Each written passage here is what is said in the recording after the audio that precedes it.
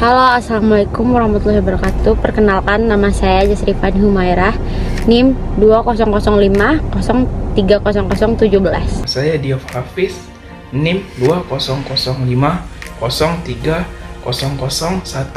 Saya Siti Aisyah, NIM 2005030015. Saya Nur Kusuma Stuti dengan NIM 2005030016. Saya Dini Elestari Simangunsong dengan NIM 20050300019. Saya Yohana Tiovani Sihombing, NIM 20050300020. Saya Fitria Nurlistianingrum dengan NIM 2503021. Gempa bumi dengan magnitudo 6,9 yang mengguncang Indonesia Jumat lalu menyadarkan kita akan pentingnya mitigasi bencana. Di lapangan ditemukan banyak bangunan yang tak memenuhi standar hingga sistem peringatan tsunami yang tak menyala. Berikut adalah catatan bencana gempa 6,9 skala Richter. Gempa bumi sebesar 6,9 skala Richter mengagetkan kita semua. Badan Meteorologi, Klimatologi, dan Geofisika BMKG sempat mengeluarkan peringatan tsunami untuk 4 provinsi sebelum akhirnya dicabut. Tak hanya itu, bencana ini mengakibatkan 6 orang meninggal dunia dan lebih dari 500 bangunan rusak. Banyaknya bangunan rusak menjadi sorotan Badan Nasional Penanggulangan Bencana karena ditenggarai banyak yang tak memenuhi standar kelayakan. Kami memantaunya di wilayah Pandeglang, Banten. Ini adalah salah satu rumah yang diduga pembangunannya tidak memenuhi standar kelayakan. Dapat Anda lihat di masing-masing sudut, ini tidak ada tulang penyangga atau penyangga besi yang berfungsi untuk memperkuat struktur bangunan, sehingga ketika gempa terjadi, tembok dengan mudahnya saja runtuh. Masalah lain mengemuka ketika BMKG sempat menetapkan status siaga tsunami, sirine peringatan dini tsunami di beberapa titik di wilayah Banten tidak berbunyi. BMKG menyebut 3 sirine tsunami di wilayah Labuan, Panimbang, dan Pasaur dalam kondisi baik. Namun, membunyikan sirine adalah kewenangan pemerintah daerah dan BPBD. Ketua Badan Penanggulangan Bencana Daerah Provinsi Banten, Kusmayadi, belum merespon permintaan tanggapan. Selanjutnya hal ini harus menjadi evaluasi mengenai SOP yang menegaskan proses pembunyian sirine. Pasalnya gempa pada Jumat lalu diprediksi belum merupakan puncak dari potensi gempa. BMKG menghimbau masyarakat mewaspadai potensi Sunda Megatrust. Potensi diakibatkan subduksi atau tumbukan antara lempeng Indo-Australia dan lempeng Eurasia. Garis subduksi potensi gempa terbentang dari ujung Sumatera hingga Sumba dan berpotensi menghasilkan gempa hingga tsunami yang tak bisa diprediksi waktunya.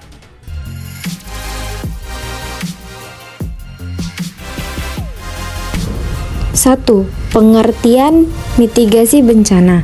Mitigasi bencana merupakan upaya yang dilakukan untuk mengurangi resiko dan dampak yang diakibatkan oleh bencana terhadap masyarakat di kawasan rawan bencana, baik itu bencana alam, bencana ulah manusia, maupun gabungan dari keduanya dalam suatu negara ataupun masyarakat. Selanjutnya ada 4 hal penting dalam mitigasi bencana. Yang pertama, informasi dan peta kawasan rawan bencana untuk tiap kategori bencana. Yang kedua, sosialisasi dalam peningkatan pemahaman serta kesadaran masyarakat dalam menghadapi bencana. Yang ketiga, mengetahui apa yang perlu dilakukan dan dihindari serta cara penyelamatan diri jika bencana terjadi sewaktu-waktu dan pengaturan. Dan yang keempat, penataan kawasan rawan bencana untuk mengurangi ancaman bencana. Pertimbangan dalam menyusun program mitigasi khususnya di Indonesia diantaranya: 1. Mitigasi bencana harus diintegrasi dengan proses pembangunan. Yang kedua, fokusnya bukan hanya dalam mitigasi bencana, tapi juga pendidikan, pangan, tenaga kerja, perumahan, bahkan kebutuhan dasar lainnya. 3. Sinkron terhadap kondisi sosial, budaya, serta ekonomi setempat. 4. Dalam sektor informal, ditekankan bagaimana meningkatkan kapasitas masyarakat untuk membuat keputusan, menolong diri sendiri, dan membangun diri sendiri. 5. Menggunakan sumber daya lokal sesuai dengan prinsip desentralisasi. 6. Mempelajari pengembangan konstruksi rumah yang aman bagi golongan masyarakat kurang mampu, serta pilihan subsidi biaya tambahan dalam membangun rumah. 7. Mempelajari teknik merombak pola dan struktur pemukiman. 8. Mempelajari tata guna lahan untuk melindungi masyarakat yang tinggal di daerah rentan bencana dan kerugian, baik secara sosial, ekonomi, maupun implikasi politik. 9. Mudah dimengerti dan diikuti oleh masyarakat. Jenis-jenis mitigasi. Mitigasi bencana dibagi menjadi dua, yaitu yang pertama, mitigasi struktural, merupakan upaya dalam meminimalkan bencana dengan membangun berbagai prasarana fisik menggunakan teknologi. Yang kedua, mitigasi non-struktural adalah upaya dalam mengurangi resiko dengan cara memodifikasi perilaku manusia atau proses alam tanpa memerlukan struktur teknis. Mitigasi bencana yang cocok untuk daerah Kepulauan Riau yaitu mitigasi bencana struktural, misalnya dengan membuat waduk untuk mencegah banjir, membuat alat pendeteksi aktivitas gunung berapi, menciptakan early warning system untuk memprediksi gelombang tsunami, hingga membuat bangunan tahan bencana atau bangunan dengan struktur yang direncanakan sedemikian rupa sehingga mampu bertahan dan tidak membahayakan para penghuninya jika bencana terjadi sewaktu-waktu. Strategi mitigasi bencana ada 4, yaitu yang pertama, pemetaan. Pemetaan ini menjadi hal penting dalam mitigasi bencana, khususnya bagi wilayah yang rawan bencana. Hal ini dikarenakan sebagai acuan dalam membentuk keputusan antisipasi kejadian bencana. Sayangnya di Indonesia sekarang pemetaan tata ruang dan rawan bencana belum terintegrasi dengan baik, sebab memang belum seluruh wilayahnya dipetakan, peta yang dihasilkan belum tersosialisasi dengan baik, peta bencana belum terintegrasi, dan peta bencana yang dibuat memakai peta dasar yang berbeda-beda sehingga menyulitkan dalam proses integrasinya. Yang kedua, pemantauan. Pemantauan hasil pemetaan tingkat kerawanan bencana pada setiap daerah akan sangat membantu dalam pemantauan dari segi prediksi terjadinya bencana. Hal ini akan memudahkan upaya penyelamatan saat bencana terjadi. Pemantauan juga dapat dilakukan untuk pembangunan infrastruktur agar tetap memperhatikan AMDAL. Ketiga, penyebaran informasi. Penyebaran informasi dilakukan antara lain dengan cara memberikan poster dan leaflet kepada pemerintah kabupaten atau kota dan provinsi seluruh Indonesia yang rawan bencana tentang tata cara mengenali, mencegah dan mengenangkan bencana. Tujuannya adalah untuk meningkatkan kewaspadaan terhadap bencana geologi di kawasan tertentu. Koordinasi pemerintah daerah sangat berperan dalam penyebaran informasi ini, mengingat wilayah Indonesia yang sangat luas. Yang keempat, sosialisasi, penyuluhan, pendidikan. Beberapa lapisan masyarakat mungkin ada yang tidak dapat mengakses informasi mengenai bencana. Oleh karena itu, menjadi tugas aparat pemerintah untuk melakukan sosialisasi ke masyarakat. Adapun bahan penyuluhan hampir sama dengan penyebaran informasi. Pelatihan difokuskan kepada tata cara pengungsian dan penyelamatan jika terjadi bencana.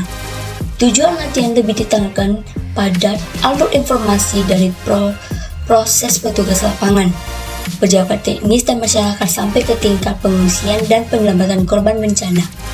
Dengan demikian, ini kesiapsiagaan tinggi menghadapi bencana akan terbentuk. Dan yang terakhir adalah peringatan dini.